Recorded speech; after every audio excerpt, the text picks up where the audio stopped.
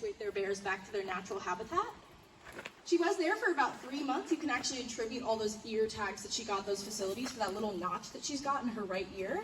When she did come to us in 2013, the ear tags were so infected that when we did remove them, they left that little clip in it, so that's why she's got that.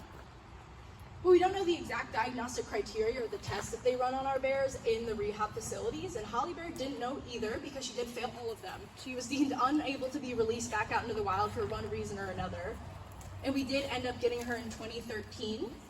This is a forever home for all 3 of our bears. All 3 of them have been deemed unreleasable, unable to be out foraging for whatever reasons. And with that, oh, good bear, Holly, getting a little scratch in.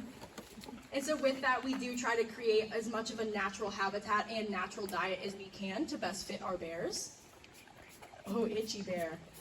If you see our bears itching a lot or scratching up on the post right now, it is shedding for them. Normally in the wild, you would see black bears having shed pretty early on, about in June or so, pretty frequently pretty early after they wake up from hibernation. Our bears, though, were all taken from their mothers at pretty crucial times. They were all pretty young. Tasha Bear was a yearling. These 2 bears that we got were pretty young cubs. And so with that, when they were taken, they kind of lacked all those grooming influences that they might have had with their mother. So they're shedding pretty late. Right now, they're still sporting their winter coats. But if you see kind of those big brown tufts coming out of them, that is just that natural shedding process. I do reckon that Tasha Bear might be near. That is why you might be seeing Holly Bear acting as she is. As I mentioned, she is the matriarch, so she is the one that is used to being able to patrol. In the wild, they usually have 2 to 6 miles worth of territory, and they're patrolling that every single day to make sure that they're able to monitor whether or not the food abundance is changing, as well as if bears are going in and out.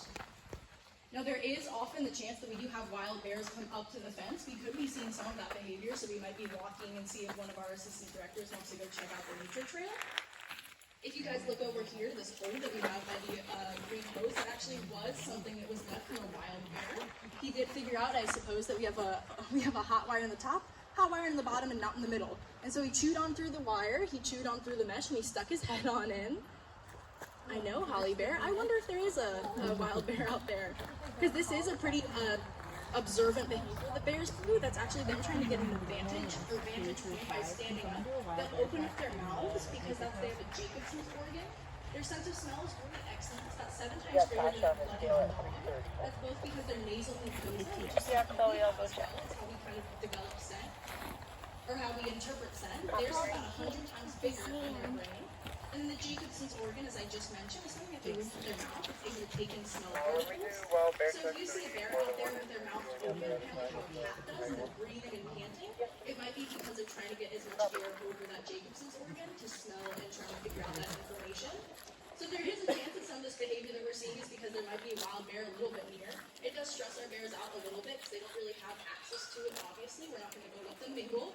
But they don't really know what to do with that. Lucky Bear, again, might kind of be doing some of that observant behavior. So if you see that, that might be part of it.